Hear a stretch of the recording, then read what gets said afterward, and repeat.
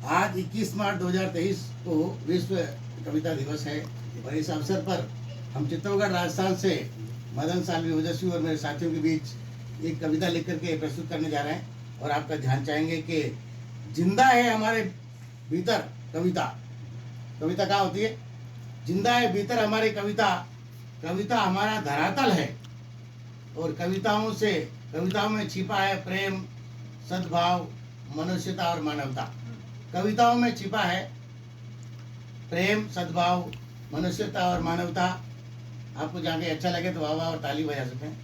हमारे भीतर की पीड़ा, हमारे भीतर का संघर्ष है कविता। कविता क्या है? क्या है कविता? संघर्ष।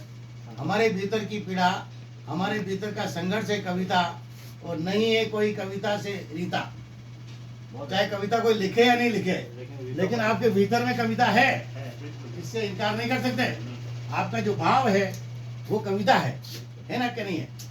जब जब भी फिसलता हूं मैं, जब जब भी फिसला हूं मैं, उठाया है मुझे कविता ने। जब जब भी दीपक, जब जब भी फिसला हूं मैं, तब उठाया है मुझे कविता ने। और हम सभी कविताओं के हिमाकत हैं, हम सभी कविताओं के हिमाकत हैं और मनोभावों के प्रकट करती है कविता। मनोभावों को प्रकट करती है कविता। प्रेम, पीड़ा, वीरे की अभिव्यक्ति है कविता। प्रेम, पीड़ा, वीरे की अभिव्यक्ति है कविता। और कविता में भाव है, कविता में भाव है, कविता में सौंदर्य है, कविता में करुणा है और मार्गदर्शन है, जीवन दर्शन है। कविता में भाव है, सौंदर्य है, करुणा है, मार्गदर्शन है और जीवन दर्शन है। किसमें? कविता में। कविता हमारा जीवन है। और देखिएगा, कविता का भाव व्यापक है।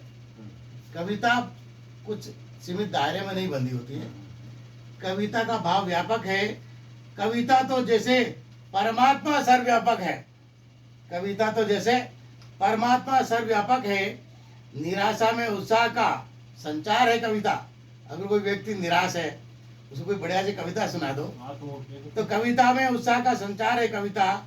नई नई उम्मीद भरा नया संसार है कविता। और मानवीय भावों का उपवन है कविता। मानवीय भावों का उपवन है कविता। भीतर के अंतस का धन है कविता। और देखिएगा अंत में 2 लाइन, कविता से ही ये जीवन चमन है। कविता से ही ये जीवन चमन है। कविता लेखन